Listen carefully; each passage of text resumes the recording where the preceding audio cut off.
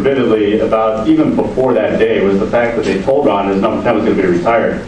And the look on his face a couple of months before that was just one of, again, that 10-year-old kid saying, oh, this is the greatest thing ever. And I was up in the booth kind of hosting the activities that was emceeing on the field that day, and I'll never forget the words he said about looking down the line, seeing the flagpole, and looking at the number 10 flying over Wrigley Field saying, that was his Hall of Fame. And it kind of hit me at that point, thinking, you know, after all that he has been through, and all the, you know, in my opinion, snubs by the baseball writers, he truly meant that. And he even told us again when he came up to this booth that day that this was perhaps the greatest accomplishment of his life, is to have the number 10 hanging outside the flagpole of Wrigley Field. And, you know, I think that's a great honor for him, too, because I think, you know, he does belong in the Baseball Hall of Fame. There's no doubt about that.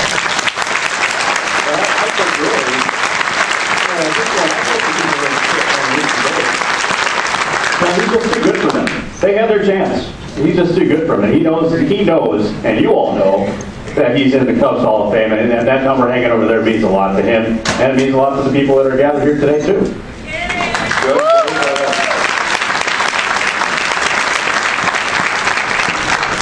It never got old traveling with Ron Santo, and I've traveled now in the big leagues for the last 4 years, and seeing how gracious Ron was with fans, regardless of age, regardless if it was a 5-year-old or a 75-year-old, Ronnie would take his time each and every day, both at home and on the road, and I can tell you, you know, that's not the norm. And a sight that I'll never forget.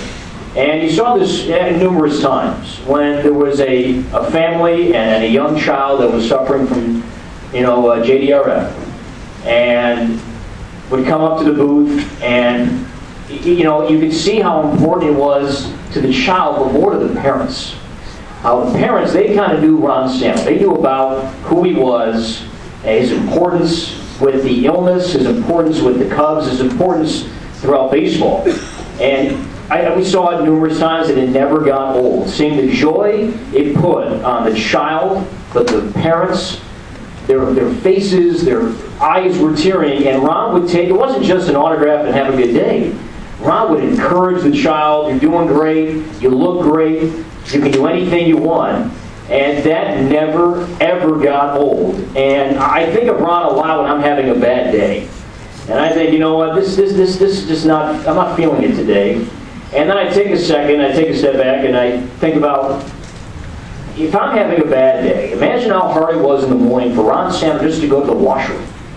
And it kind of put things in perspective for me. And, you know, when I got the job with the Cubs, I remember I was in Vegas, and I talked to Andy, and one final pep talk with Andy, and I passed the same 2 words on to Judd when he got the job. And Andy said it to me, and I said it to Judd, and that's respect Ron. You know, the 5th inning is important, the interviews, all that stuff, cutting the sound, but the most important part of the job was respect Ron. And that's something that I try to do each and every day, and I think all of us try to do, but again, Ron made it so easy to do. I think a couple of things come to mind.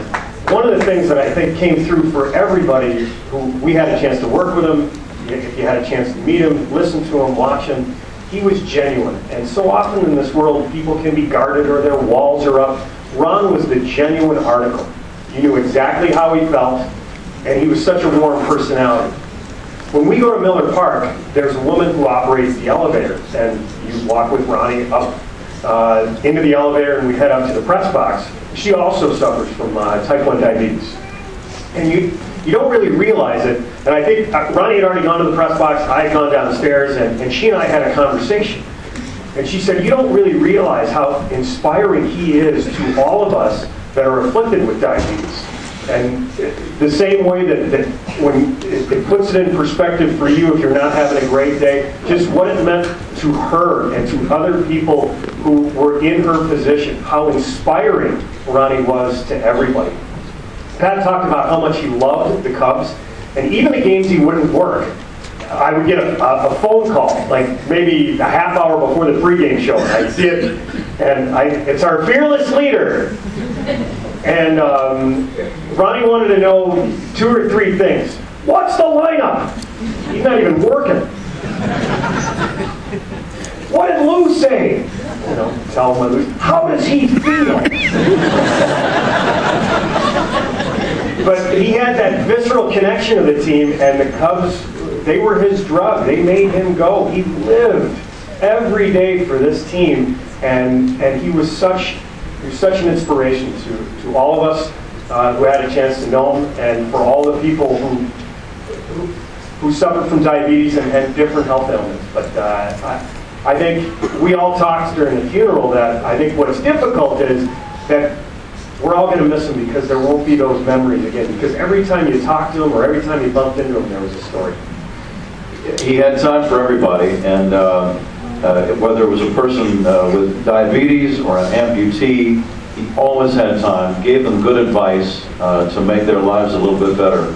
And there were about, I would say, 5 or 6 times in the last 10 years where somebody from the Make-A-Wish Foundation would come into our booth. And it was, you're familiar with this organization, it's the last wish for a dying child, essentially. What do you want to do? And it was their wish to come in and meet Ronnie and me. And I have to be honest, because of Ron's great fame and because of the problems he had, I'm sure that most of the kids wanted to see Ronnie.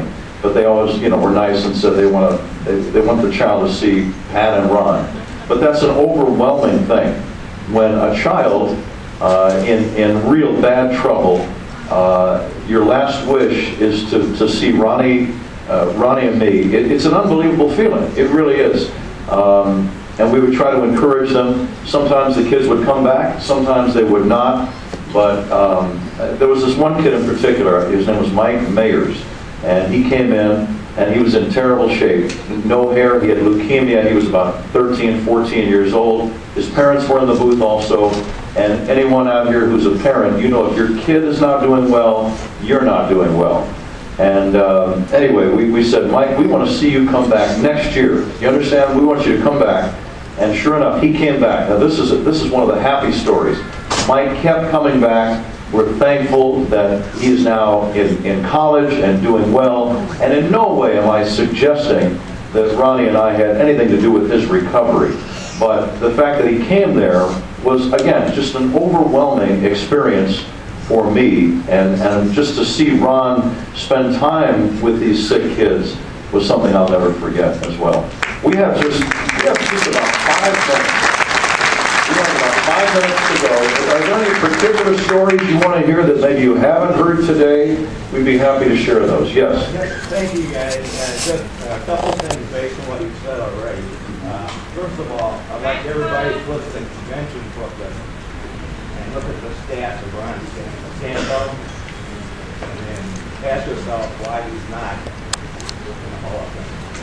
And the second one was your comment about the special day for Ron, and he got a certificate that he didn't realize what it was. Yes. Yes, he received an official proclamation the day that his number was retired. And the governor proclaimed it Ron Santo Day in Illinois, a special proclamation, that real fancy paper that you see under glass in a frame on a wall. Doctors have a lot of those things, I think. But the proclamation is a big deal. That was the day, and Ronnie was running kind of late.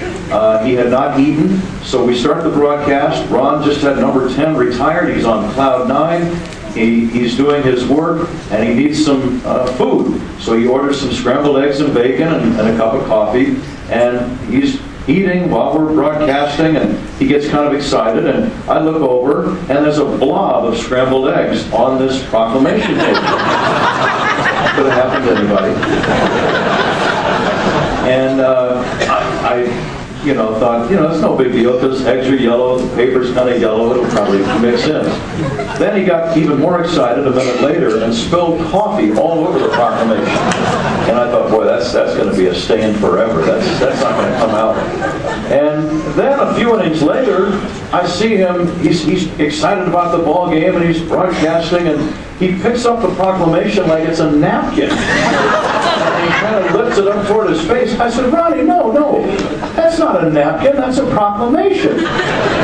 And after I said that, I thought, man, in the history of human language, how many times has that sentence been said? That's not a napkin, that's a proclamation. I don't don't think that's been said very many times. Very, very special. But then later on I said, Ronnie, did that proclamation ever make it up onto your wall later on? He said, partner, it never made it out of the booth that day. Yes. Yes, go ahead. I got time for one more. I got close to 2 o'clock. Which one? The yogurt story? Okay. Phoenix, there's a yogurt machine in the press box. In big letters, it says, do not turn this machine on until game time. But Ron Santo looked at his watch and realized, I can't wait till game time. I have to work once the game starts. And besides, I'm Ron Santo. Click, he turns the machine on and happily fills up a big bowl of yogurt. And then to his dismay and horror, he cannot turn the machine off.